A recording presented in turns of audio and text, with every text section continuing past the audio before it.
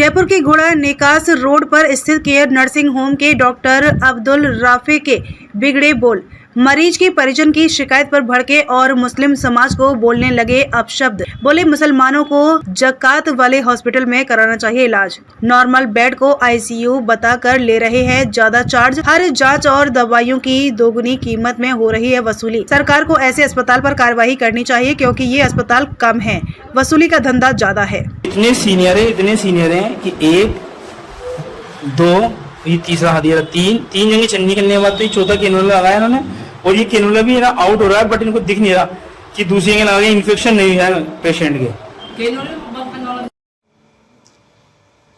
हाँ भैया, कल आपके जो अपनी वालदा को लेके गए थे केयर नर्सिंग होम में, तो क्या मामला है उसका, क्या कहना चाहेंगे? सर मेरी वालदा की एकदम से शुगर 550 हो गई। मैं घबरा कर लेके गया रामा क्लिनिक पे, उन्होंने बोला शुगर ज़्यादा है, आप आगे केयर नर्सिंग होम पे चले आओ, वो डॉक्टर देख लेंगे आपको, वो शुगर के पेशेंट डॉक्टर है।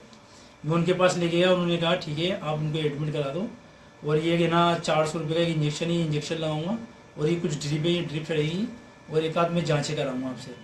मैंने ठीक है डॉक्टर साहब है ना, आप जल्दी देखिए ना, इनकी शुगर कुछ ज़्यादा हो रही है। डॉक्टर साहब ने कहा कि घबराओ मत, सब ठीक हो जाएगा। फिर डॉक्टर साहब ने उनको एडमिट कर लिया। उसके बाद इनके नाम से उन्होंने वो इंजेक्शन वगैरह लगाया, ड्रिप लगाई। फिर बाद में मेरे से बोले कुछ जांचें होंगी, तो मैंने डॉक्टर साहब से बोला डॉक्टर साहब मेरे को जानकारी है, डायग्नोसिस सेंटर चलाते हैं, मैं उनसे आपकी जांच करा दूं। तो बोले नहीं साहब हमारे यहीं पर ही होगी, हमारे लैब में ही जांच होगी। मैंने कहा ठीक है आप कर लीजिए। फिर उन्होंने जाँच कराई, उसमें वो जाँचें भी करा दी जो जाँच मैंने उनको दिखा चुका था, जो कि मैं कल ही करा गया था, कल दिन में कराई थी मैंने, और आज ना तो दोबारा कराऊंगा। मैंने ठीक है आप करा लीजिए। उन्होंने मेरे को जांचें करा के दी 2300 रुपये की। मैंने बाहर मालूम करा वो डॉक्टर साहब से कहा डॉक्टर साहब कह रहे मैं 10-20% आपके कम कर दूंगा। मैं वहाँ तक भी कंट्रोल कर लिया। फिर उसके बाद डॉक्टर साहब ने मेरे को 12 बजे बोला इनकी तबीयत ठीक है, पहले 550 शुगर थी, अभी 350 है, आप ले आना चाहते हो, कल त्योहार का टाइम है या फिर अभी ना इनको यहीं पर रखो कंटिन्यू। मैं सर आप अभी छोड़ दो, आज छुट्टी दे दो, कल मैं वापस ले आऊँगा और ट्रीटमेंट चलेगा। उन्होंने कहा कि ब्लड में इन्फेक्शन है, 4-5 दिन का ट्रीटमेंट चलेगा।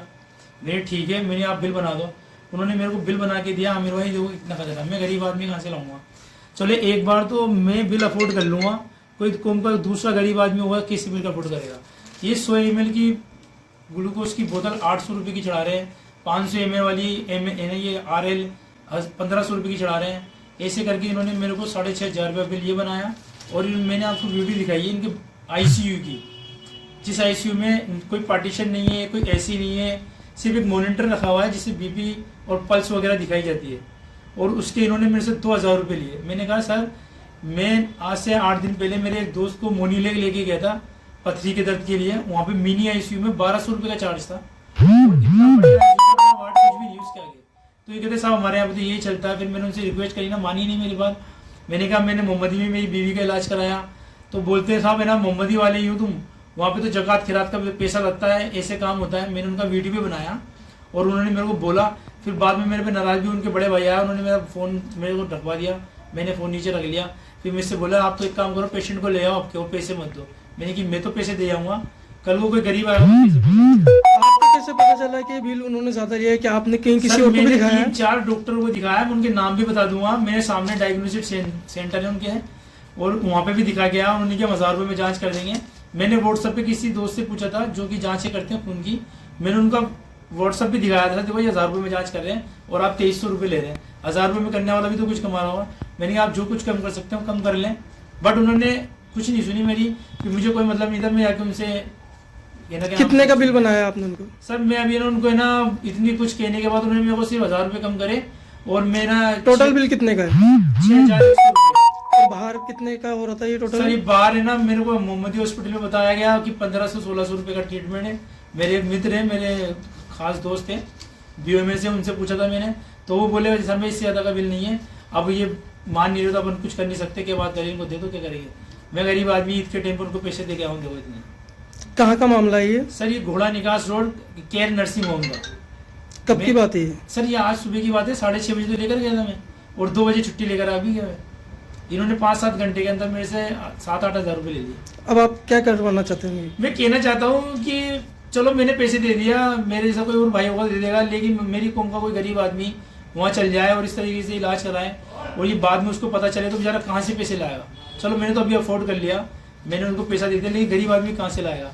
और ये और बोलते हैं ये सब है ना, सब मोमने ऐसे होते हैं, इनको तो SMS भेजना चाहिए। और क्यों कहते हैं SMS में जेनिक का काम होता है, जेनिक दवाइयाँ लगती हैं। तो मैं पूछना चाहता हूँ इनसे कि SMS के अंदर लाखों लोग इलाज करा के आ रहे हैं, वो जेनिक दवाई से ठीक हो रहे हैं, तो ये लोग है ना कि जेनिक दवाई से इलाज नहीं कर सकते क्या? ये लोग हमारे जेनिक दवाई से इलाज नहीं कर सकते क्या? जेनिक ने लगाए, अपनी मोनोपोली लगाए, कुछ करें, कुछ परसेंटेज कम कर दें कि ना मरीज को रियायत मिल जाए। चलिए ठीक ठीक है।